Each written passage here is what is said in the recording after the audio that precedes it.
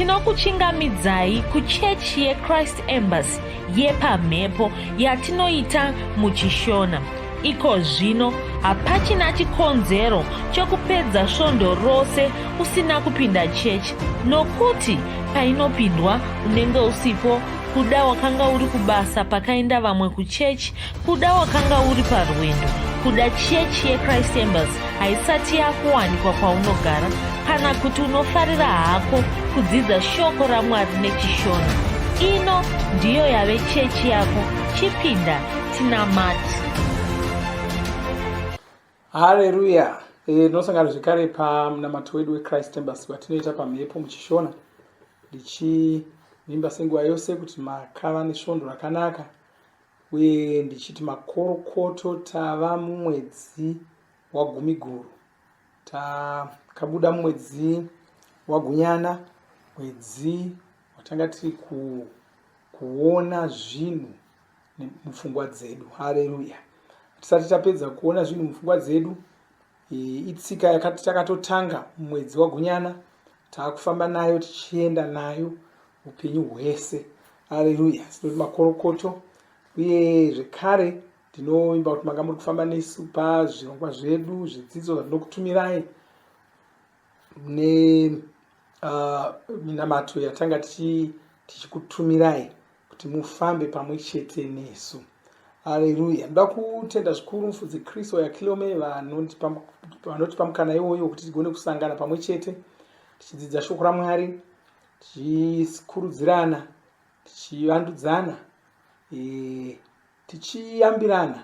Bhaibheri rinoti kwanzisezvo tichiona nokuziva kuti nguva yacho yava kupera. Haleluya.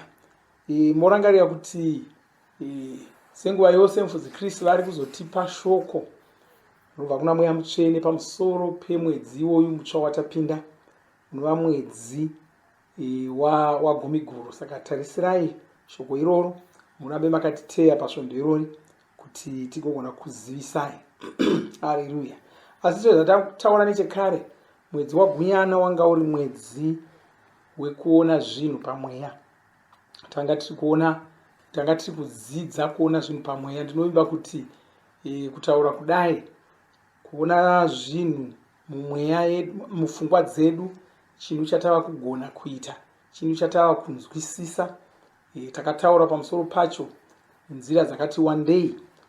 Takasimbisa tikati shoko raMwari harifaniri kungopinda munzeve dzako chete, rikapinda munzeve dzako chete rinobuda neimwe nzeve. Asi shoko iri rinofanira kupinda mupfungwa dzako nomweya mako, rinofanira kutuma kuona zvarinenge richitaura pamusoro pazvo. Haleluya. Tikataura zvakawanda, tikakukurudzira tikati zvione, ngazvipinde musoro mako kuti iwewe Mukristu haucharwari. Takasimbisa nyaya iyoyo, tikatarira mushoko raMwari, tikatora Mariko 13:17 notitaurira kuti kwanzi kunyangwe kana munhu akagamuchira Jesu, kunyangwe akamwa zvinhu zvinouraya vamwe, zvinhu izvozvo hazvigoni kumukuvadza iye. Haleluya. Zvinenge zvichiuraya vamwe, asi iye hazvigoni kumukuvadza. Takataura tikati ndima iyoyi ndio imwe yendima dzinonyatsotijekesera pachena kuti Mukristu haarwari, nokuti zvinhu zvinouraya vamwe hazvigoni kumukuvadza iye. Utachiona hunouraya vamwe hakugoni kumurwarisa iye, hakugoni kumukuvadza. Haleluya. Tikati vamwe vangada kubvunzwa vachiti ako sei ini ndiri Mukristu asi ndanga ndichingorwara, tikasimbisa tikati aiwa, nyaya ndiyo iyo kuti zvati zvapinda musoro mako here kuti Mukristu haafaniri kurwara. Zvati zvapinda here musoro mako, nokuti kana zvisati zvapinda musoro mako unogona kupota uchirwara. Asi kana zvikange zvapinda musoro mako, zvajeka musoro mako, wakuzvinzwisisa, wazvigamuchira nomwoyo wose, hazvizogoni kuti zvirwere zvirambe zvichiita dambe newe. Haleluya. Takataura musvondo yapfuura zvekare tikati zvati zvapinda musoro mako here kuti wakafanana naJesu pachavo. Haleluya. Bhabheri rinotaura kuti zvavari ivo Jesu ndo zvatiri isu kunyange tiri pano panyika. Zvakakosha izvo. Zvati zvapinda musoro mako here? Wati wazvinzwisisa here? Uchifamba uri wega uri apa, unenge uchizviona semunhu akafanana naJesu here? Kana uri kuzviona hako semusvuuganda, uri kuzviona hako semunhuwo zvake ana matambudziko ake? Vamwe vanotofarira kutaura vachidaro, ndisiye nenhamo dzangu, ndo zvavanoda kutaura vachiita. Ndingoriwo munhu savamwe, munoda kuti ndigodiwo ini. Haleluya. Maida kuti ndigoita sei? Ndo matauriro avanenge vachiita, asi handiwo matauriro anofanira kuita. Zvione, ngazvipinde musoro mako kuti iwe wakafanana naJesu. Wafanana naJesu zvachose. Haleluya. Wafanana naJesu pazvinhu zvose. Zvekare ndo zvimwe zvinotitaridza zvekare kuti Mukristu haarwari, nokuti wakafanana naJesu. Jesu havarwari. Kunyange pavanga vari pano panyika vaisarwara. Haleluya. Vaiziva zvokuita kana urwere hukada kudongorera, vaiziva zvokuita. Saka kana uchinge wakafanana naJesu, wakafanana nomunhu wakaita saiyeye, unofanira kugona kuitawo zvaaita. Ivo vakatotaura nechekare vakati, vanenge vandigamuchira ini, mabasa andinoita ndo aachaita, uye vachatoita makuru kudarika andiri kuita pano. Saka tisi kuwedzerera. Ndinoda kuti ndingobata chimwe zvekare chandinoda kuti chipinde musoro mako. Zvati zvapinda musoro mako here kuti wakatakura Mwari? Haleluya. Iwe wakatakura Mwari. Zvati zvapinda here musoro mako? Haleluya. Kuti iwe wakatakura Mwari. Ngativerenge tsamba yokutanga yaJohani chitsauko chechina ndima yechina. Tsamba yokutanga yaJohani chitsauko chechina ndima yechina. Ngaiti tiverenge iyoyo. Haleluya. Tsamba yokutanga yaJohani chitsauko chechina ndima yechina. Kwai vana vadoko, imi makazvarwa naMwari. Haleluya. Saka makakurira mweya yose iyi, nokuti ari mamuri uyu ndiye mukuru akadarika uya ari panyika, ari munyika ino. Haleluya. Kwai ari mamuri ndiye mukuru wakadarika vose vari panyika. Wakatakura mukuru wacho. Zvati zvapinda here musoro mako kuti iwe ndiwe wakatakura vahombe vacho? Zvati zvapinda here musoro mako kuti iwe ndiwe wakatakura Mwari? Zvati zvapinda here musoro mako kuti iwe kutakura mweya mutsvene kwawakaita uku ndokutotakura Mwari? Wakatakura Mwari. Mwari vanogara mauri. Haleluya. Ivo vaya Mwari vakasika denga nenyika. Ivo vaya Mwari vakasika vanhu vose. Ivo vaya Mwari vakasika zvinhu zvose. Vakasika zuva, vakasika mwedzi, vakasika nyeredzi, vakasika miti, vakasika mhuka, vakasika vanhu, vakasika makomo, vakasika nzizi. Ivo vaya Mwari, ivo vaya vaunoverenga nezvavo muBhaibheri. Ivo vaya Mwari vaya vanonamatwa nenyika yose vachiti nhai Mwari tibatsirei, nhai Mwari tibatsirei. Wanga uchiziva here kuti Mwari ivavo vari mauri? Haleluya. Haleluya. Takati mwedzi wekuona zvinhu mupfungwa dzako. Zvione semunhu akatakura Mwari. Zvione uchifamba, uchifunga, uchiita zvaunoita, zvione semunhu akatakura Mwari. Nona ukagona kuzviona semunhu akatakura Mwari kudaro, hapana chaunozombotya. Ndozvari kutaura panapa. Kwai vana vadoko, imi makazvarwa naMwari. Saka makakurira mweya yese iyi, nokuti ari mamuri uyu ndiye mukuru akadarika uya ari munyika ino. Hapana chaunozombovhunduka, hapana chaunozombotya. Ndikaiti tarire pane vamwe vakasvika pakunzwisisa izvozvo, tuone kuti chii chavakaita. Tinoona muna mabasa yechina ndima ye31. Vadzidzi vaJesu vanga vari kunetswa nokushushwa ava, vakanga vari kunamata. Pandima ya30 yacho kwanzi, mutambanudze ruoko rwenyu vanhu vaporeswe, minana iitike, iitwe nezita raJesu, iye mwana wenyu anoera. Ndima ya31. Kwanzi vakanga vari chiri kunamata kudai, pavakanga vari pakatanga kudengenyeka, ivo vakagarwa naMweya Mutsvene ndokutanga kutaura shoko raMwari, vakashinga vasingafi. Haleluya. Kwa pavakanga vachinamata kudai, vakabva vagarwa naMweya Mutsvene ndokutanga kuchitaura shoko raMwari, vakashinga vasingatyi. Haleluya. Chii chakaitika kuvanhu ava? Nokuti munoona vanhu ivava ndivo vatinoona muna mabasa echipiri vachizadzwa naMweya Mutsvene. Mweya Mutsvene wakauya mavari kuzogara mavari muna mabasa echipiri. Asi apa tinozonzi pavanga vachinamata vakabva vagarwa naMweya Mutsvene. Haleluya. Ndokuchitanga kutaura shoko raMwari, vakashinga vasingatyi. Chakanga chavatuma kunamata munamato uyu kwanga kuri kutya. Vanga vavhundusirwa, vanga vatyichidzirwa. Haleluya. Ngatitarire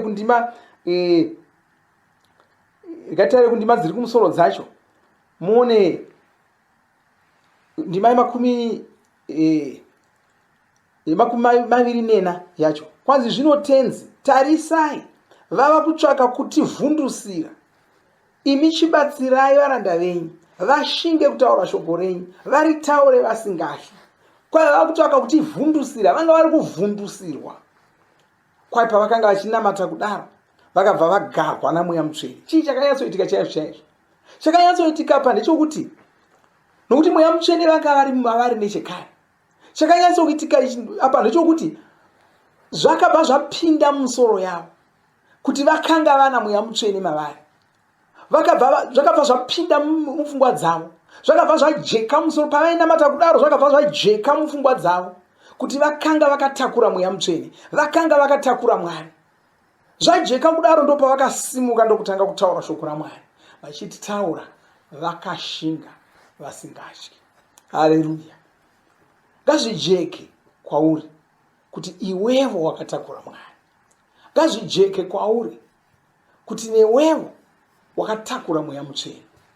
Ufambe semunhu anonzwisisa izvozvo, utaure semunhu anonzwisisa izvozvo, uite zvinhu zvako semunhu anonzwisisa izvozvo. Haleluya. Ngazvipinde mumweya mako. Chero paunozovata kuna vamwe kwanzi ndavata ndichidzingirirwa, ndarota ndichidzingirirwa navaroyi, ndarota ndichiitwa zvakati, ndarota pane zvimwe zvinhu zvisati zvapinda mupfungwa dzako. Hapana mambo anorota ari muranda. Kuda vamwe vanofunga kuti hope dzinongouya, dzinoenderana nezvauri kufunga. Hapana mambo anorota ari muranda. Hapana murungu anorota ari mutema. Hapana mutema anorota ari murungu. Haleluya. Hapana paucharota uri mombe. Hazviiti izvozvo nokuti hauzi, nokuti mupfungwa dzako dzinozonzwisisa kuti iwe uri munhu. Saka kana ukanzwisisa kuti wakatakura Mwari, hapana paunorota uchidzingirirwa nomuroyi. Haleluya. Nokuti nyange muhope dzako unongoziva kuti ini ndakatakura Mwari. Saka unongorota uchinamata, unongorota uchingodzinga madhimoni. Kana ukarota chinhu, uri kurota uri Mukristu, uri kurota uchidzinga zvirwere. Haleluya. Hapana paunorota wakagarwa namadhimoni. Hapana. Nokuti zvinenge zvapinda musoro mako. Haleluya. Haleluya. Asi nhasi ndo svondo yedu yokutanga mumwedzi wa Gumiguru. Ndinovimba kuti makagadzirira kudya chidyo uye mauya nemipiro yenyu yesungano. Sungano yedu iri kufambisa shoko raMwari, pakufambisa ruponeso. Tinorifambisa sei? Tinorifambisa tichishandisa pfuma yedu, mari dzedu. Saka piro wako wesungano ndo waunofanira waunotuma kuti ubatsire pakufambiswa kweshoko raMwari. Saka moipa nenzira dzatinokurayirai kuti mupe. Haleluya. Asi toda kubva tapinda pachidyo, tigozonyengetera, tigozopfuurira mberi tichinamata Mwari, tichinzwa chidzidzo chedu cherhapsody, tichizowana imwe nguva yokunyengetera zvekare. Haleluya. Saka ndoda kuti tiende kutsamba yokutanga kuvakorinde chitsauko chegumi nechimwe chete.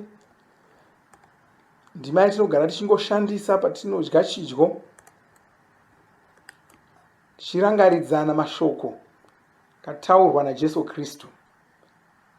Tsamba yokutanga kuvakorinde, ndima chitsauko chegumi nechimwe chete, ndima ya23. Kwanzi nokuti zvinhu zvandakakupai zviya ndakazvigamuchira kubva kuna Ishe, zvekuti Ishe Jesu usiku huya hwavakapandukirwa vakatora chingwa, vakatenda Mwari pamusoro pacho, ndokuchimedura ndokutaura vachiti, torai mudye, ndiwo muviri wangu unomedurirwa imi, itai izvi muchindirangarira. Ndoda kuti titore chingwa ichocho tochiropafadza, tochimedura, tochidya pamwe chete. Patinamatei. Baba, ndoda kutendai nezita raJesu Kristu pambiri kwamuri.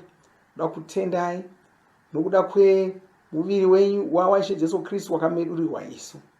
Wakamedurirwa isu kuti tiwane rugare, tiwane utano hwakanaka nezita raJesu Kristu. Tinomedura chingwa ichiko zvino tichiropafadza, tichitaura kuti patinochidya, kana panga pane asinganzwi zvakanaka, anorwara, zvirwere izvo zvinobva muviri make nezita raJesu Kristu. Baba, tinokutendai. Amen. Haleluya. Ngatimedurei tichidye.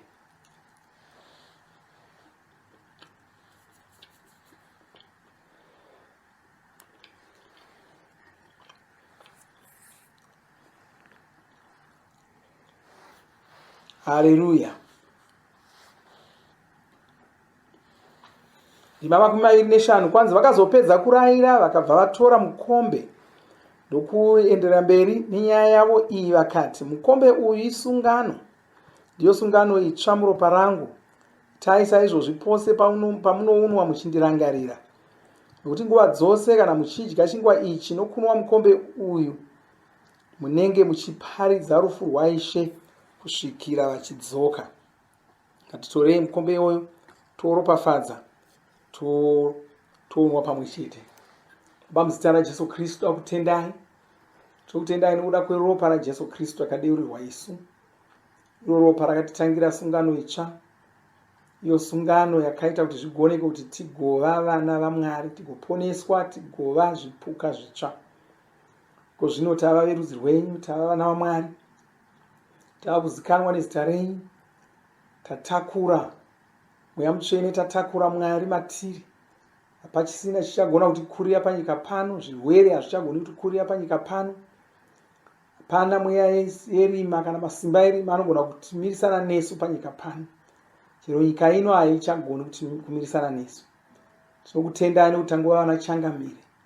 Tinoropafadza mukombe iwoyo, tinamatira mumwe nomumwe anomwa pamwe chete nenyu. Tinamata kuti kana pane zvivi zvaakapara zvinobviswa mupfungwa dzake, zvinosukwa nezita raJesu Kristu, zvibviswa mupfungwa dzake, achigona kurarama zvakanaka achiraramira imi muzita raJesu Kristu. Amen. Haleluya. Tinwe mukombe uyu tichionga Mwari.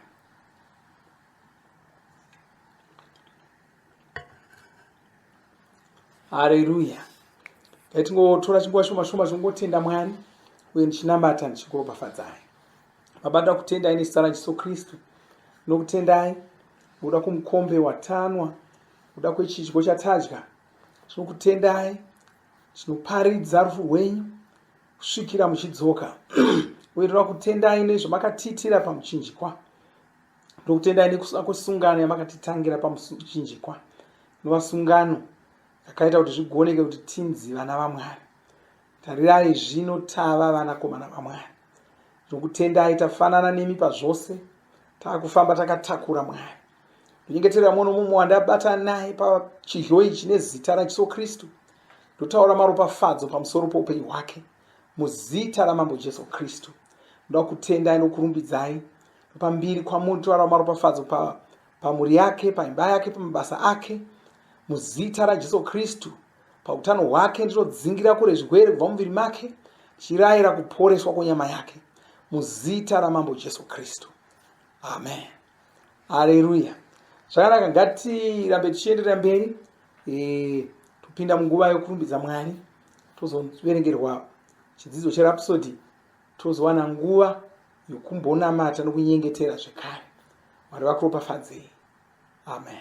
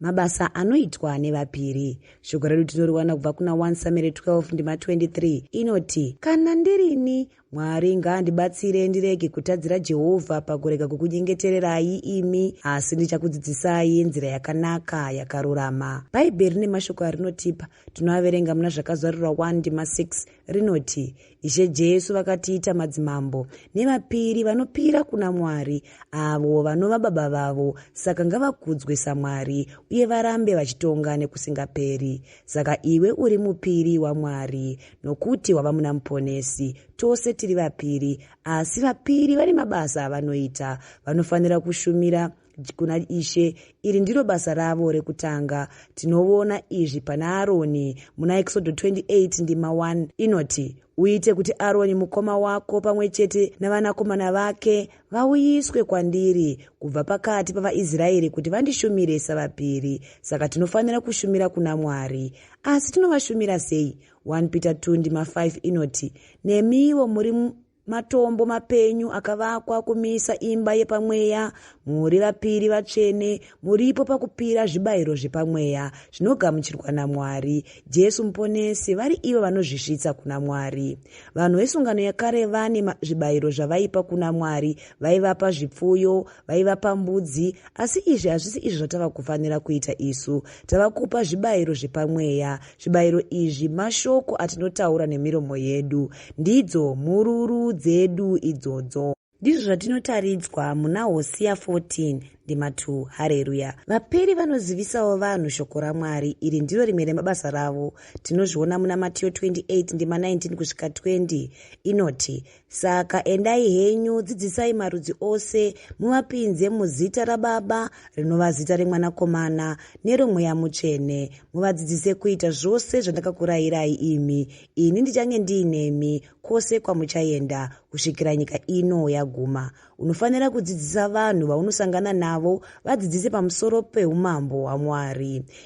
Izvi ndizvo zvatinoverenga muna Maraki 2 ndima 7 inoti, vapiri vanofanira kudzidzisa vanhu chokwadi, rinotova basa ravo iroro. Vanofanira kugona kutungamirira vanhu. Saka iri ndiro basa rako, ndiro raunoraramira. Unofanira kuita kuti nyika izive shoko raMwari. Vanhu vangasanzwisisa upenyu hwekururama vanofanira kugona kubvunza iwe vachibva vabatsirwa. Vapiri vanofanirawo kunyengeterera vanhu. Iri nderimwe remabasa avo zvakare. Isu takafanana naJesu. Jesu ndivo mupiri mukuru. Shoko raMwari muna Hebheru 7 ndima 25 inoti, saka vanogonavo kuponesa vanhu vaya vanouya kuna Mwari vachiuya vakamira muzita raJesu. Vanovaponesa vanhu ava pazvose, nokuti ivo Jesu vanogara varipo vachivakumbirira kuna Mwari. Mwari vane simba ravakatipa. Iri isimba rekugadzirisa zvinhu panyika pano. Tinozvigadzirisa tichishandisa zita raJesu. Saka tinofanira kunamata tichiita kuti zvinodiwa naMwari zviitike panyika pano, zviitike muvanhu vari patiri, zviitike mumaguta edu, zviitike mudzinyika dzedu. Iwe uri mupiri, chiita mabasa ako aya. Ushumire Ishe, udzidzise vanhu, unyengeterere vanhu. Haleluya. Pupura uchiti, Baba vandinoda, ndinokutendai, makaita kuti ndigone kushanda pamwe nemi, ndichiita kuti zvamunoda imi zviitwe muvanhu. Ndinokutendai, makandipa simba rekushandura zvinhu panyika pano. Ndinozvishandura ndichishandisa zita raJesu. Dzimwe ndima dzinotsigira chidzidzo chanhasi zvakazarirwa 5 ndima 10, Maraki 2 ndima 7, 1 Petro 2 ndima 9. Tinotenda Mwari nechidzidzo chatapiwa nhasi. Toda kunamata tichitenda Mwari nekudzidziswa kwakadai, uye tinoda kunamatira vanhu vose nokuti Bhaibheri rinoti kutanga tinoda kuti vanhu vose vanamatirwe, nyengetero ipiwe neminamato nekunyengeterera vanhu vose nevakuru vanotonga munzvimbo dzakasiyana siyana. Saka toda kunamata iye zvino tichitenda shoko ratapiwa uye tichinamatira vanhu vose nyika dzose. Ngatinamatei. Baba, tinokutendai neshoko renyu, tinokutendai nerudo rwenyu, nokuti shoko renyu rauya kuzotipa chiedza, uye kubva mushoko renyu tiri kukura mukuziva kuti tiri vanani muna Ishe Jesu Kristu. Tinokutendai Baba panguva ino kuti munesu kwese kwatinoenda tinonamatira vanhu vose kuti vazive kuti kuna Ishe Jesu Kristu, nokuti hakuna rimwe zita rakapiwa pano pasi rokuti vanhu vapone naro kunze kwaIshe Jesu Kristu. Saka tinonamatira vanhu vose vasati vaziva kuti kune chiedza, kune rudo rwaMwari, vazive kuti kuna Mwari. Muzita raIshe Jesu Kristu. Riboka shakara mokotoria rimotoria maka santa raba shakara bokotoria maka zoto ramaka sikeria kotoria maka santo romo shikeri mokotoria maka santa ramokotori maka raboko tikeria moko shika zabaria maka santa raboko zotoria maka shika rimokotoria maka santa raboko sotoria maka shika ramotoria maka sakaraboko toria maka rabo rimo shakara sikeria mokotoria maka sika ramaka shika kuria maka sotoria maka robo sotoria maka santa raboko shika marimotoria maka santa raboko sotoria maka santa ramaka shikeria moko sotoria maka santa raboko soto romoko sotoria maka sikeri moko toria jikaria boko so. Tinokutendai Baba nokuti vanhu vese shoko renyu rinozara nyika dzose sokuzara kwakaita mvura mugungwa muzita raJesu Kristu. Haleluya.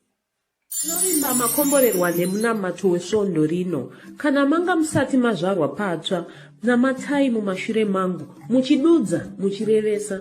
Taurai muchiti, Mwari vari kudenga, ndinouya kwamuri, ndinokoka Jesu kuti vapinde mumwoyo mangu.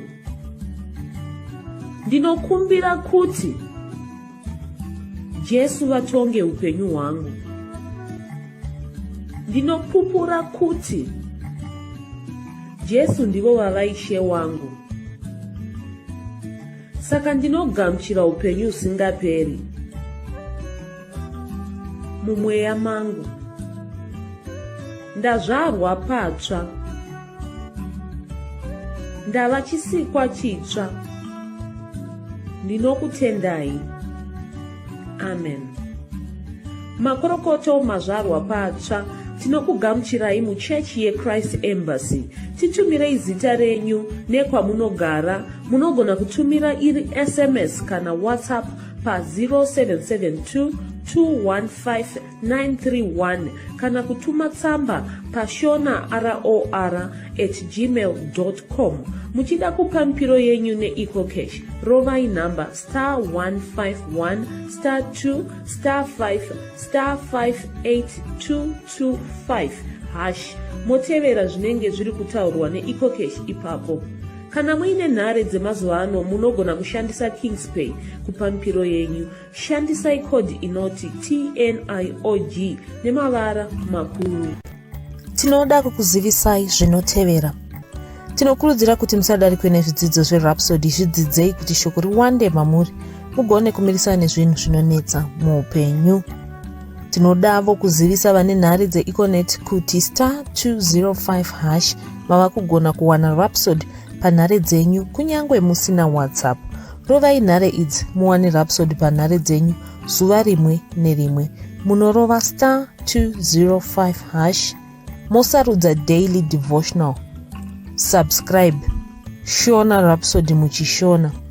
Munamato uno munoubata pa WhatsApp, pa radio, pa YouTube panoti Shona Online Church, pa www.ce-shonachurch.org nepa vcc.rhapsodyofrealities.org. Tinokumbira mutizivise kana muri kutibata pane imwe yenzvimbo idzi. Kana pari painternet munogona kunyoresa muchitipa zita renyu. Kana pari pa WhatsApp tinyorerei tigopota tichikutumirai zvimwe zvidzidzo, kana kutitumira SMS pa 0772 166 928. Ivai nesvondo rakanaka.